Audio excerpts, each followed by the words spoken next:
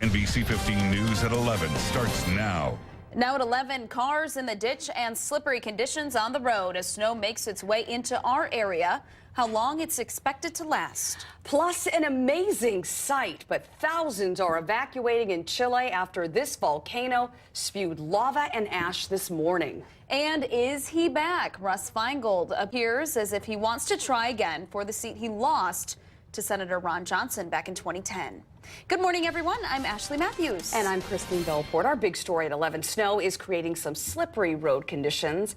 Here is a look around East Madison, and even driving today, leaving from the station after the morning show. It was incredibly slippery. I saw cars in front of me just overshoot turns right by the post office, and there they slid right across the street. It was pretty scary. Yeah, you know, I just watched from the window. I don't like going outside much when it's like this, and the roads are so slippery. You just have to be careful. We certainly do. Let's check in with Chief Meteorologist Charlie Shortino to find out how long the snow is expected to last. Hi, Charlie. Hello. Well, a view from our Beltline Skycam, pretty tough to see. We've had a little freezing drizzle. The lens has some ice on it. Let's try the Capitol Skycam, and we're looking down at East Washington Avenue. Wet pavement there. Current temperature is 28. We do have a little bit of freezing rain, freezing drizzle in the area. South-southwesterly winds at 6. Wind chill is at 22. Winter weather advisory remains in effect until 6 p.m. across southern Wisconsin. And we just lost our power. Oh. Hello. Oh, no. So are we on air? Yeah, I think we still are. Oh, I think we're back on. All righty.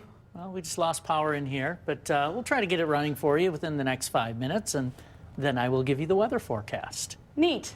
All right, Charlie, thank you. Happening today, University of Wisconsin students opposed to Governor Scott Walker's budget proposal plan to occupy a legislative hearing. Students plan to speak out at the budget briefing before the legislature's Joint Finance Committee because they claim they're being ignored. UW President Ray Cross is expected to testify in support of making the UW system a public authority, which would give it independence from most state laws and oversight. The students say that they are not being consulted as the change is being pushed. Walker is also proposing a $300 million cut to UW. Meantime, Governor Walker says he supports a bill that would eliminate Wisconsin's 48-hour waiting period for handgun purchases. Walker said he wants the state to be a leader on the issue. A bill before lawmakers would eliminate Wisconsin's 40-year-old law that requires the wait between the time a background check is submitted to the Department of Justice and a handgun is acquired. Walker is one of several potential Republican candidates for president set to speak at the NRA's annual meeting in Nashville in April. Comments made by Democrat Russ Feingold seem to point to a possible run for the Senate seat he lost back in 2010. He said he plans to travel Wisconsin extensively after leaving his post at the State Department, but he's not saying yet whether he'll try to return to the U.S. Senate. Feingold's departure this week, though, from his special envoy post is fueling speculation that he is preparing to announce a challenge to Republican Senator Ron Johnson. Johnson is up for re-election next year. He defeated Feingold in 2010. Well, Indian Lake is a beautiful county park right on the way to Mazomanie, but the carp in the lake are degrading the water quality for game fish. Nature experts today are treating the water with a chemical that will kill off the fish. Authorities say the chemical will not affect other wildlife or aquatic plants. The experts will restock the lake with fish this spring. Around the world, Chile's Villarrica shot ash as the volcano and lava into the sky early this morning, forcing thousands nearby to evacuate. Take a look at this video. The volcano is one of South America's most active. Authorities said nearly 4,000 people were evacuated as a precautionary measure. Chile has the second largest chain of volcanoes in the world, with around 500 that are potentially active. A British Muslim group released recordings of the London man who has been identified as the ISIS executioner, Jihadi John. NBC's Keir Simmons has more from London. The spark has been lit here in Iraq.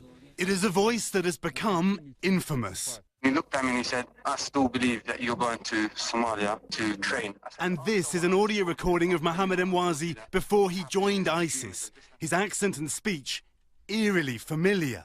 But we say to you, Obama, He would become known as Jihadi John, ISIS frontman.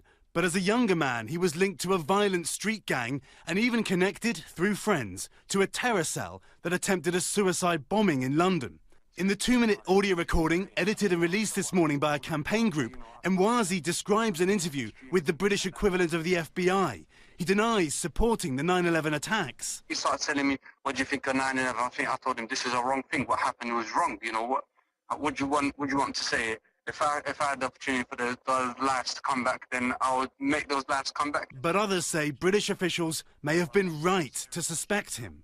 A lot of the kids on the streets of West London, where Emwazi comes from, are getting involved with criminal gangs, and Emwazi is mixing with them. They're his friends. But at the same time, some of those kids are also getting involved in religion and religious extremism. And NBC News has learned 2 of his London associates were with him in Syria, and both were killed, one a high school friend. Is this an insight into Jihadi John's disturbed state of mind?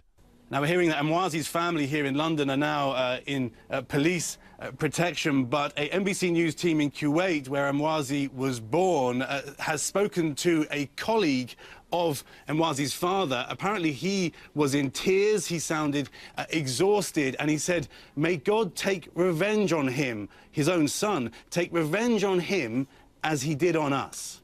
Back to you.